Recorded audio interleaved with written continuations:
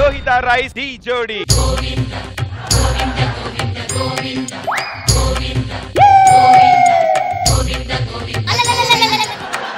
భయ్యా గోవిందా, ఆ చెంబేంటి, ఆ కర్రేంటి? నేను సన్యాసంలో కలిసిపోదాం అనుకుంటున్నా భయ్యా. వద్దు మహాప్రభు, నువ్వు సన్యాసిగా మారితే నీ లక్షణాలకు అక్కడ ఉన్న వాళ్ళంతా సంసారులుగా మారిపోతారు. జీవితంలో ఏ కోరిక లేనివాడు ఆఖరిగా వేసే గెటప్ ఇదే బాబు. ఏ కోరిక లేనివాడు వేస్తే పర్లేదు భయ్యా, అన్ని కోరికలు తీర్చుకునేవాడు వేయకూడదు. నేను ఇప్పుడు నిజంగా మారిపోయా భయ్యా. ఏ అమ్మాయిని చూసినా నాలో ఏ స్పందన లేదు. దీన్ని ఏమంటారు? బాడీలో ఏదో ఇంపార్టెంట్ పార్ట్ పనిచేయడం మానేసింది అంటారు భయ్యా.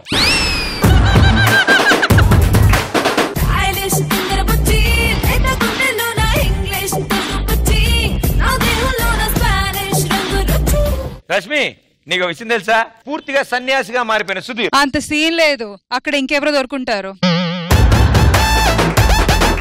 భయ్యా మీరు ఎవరు నమ్మట్లేదు కదా, కావాలంటే రష్మి వచ్చిన గట్టిగా హక్ చేసుకోమను. చూడు ఎంత నిగ్రహంగా ఉంటాను, బాడీలో ఏ స్పందన ఉండదు. అయితే ఓ పని చేద్దాం భయ్యా, నేను వచ్చి నేను హక్ చేసుకుంటాను, నువ్వు నిగ్రహంగా ఉండు. నీ బొంగు హక్ కోసం నీ గెటప్ ఇలా.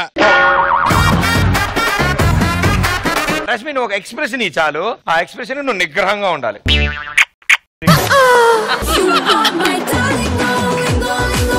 ఇది వరకిటు వైపుగా రాలేదుగా నా కల, మరు జన్మము పొందేలా సరికొత్తగా పుట్టానే మరలా.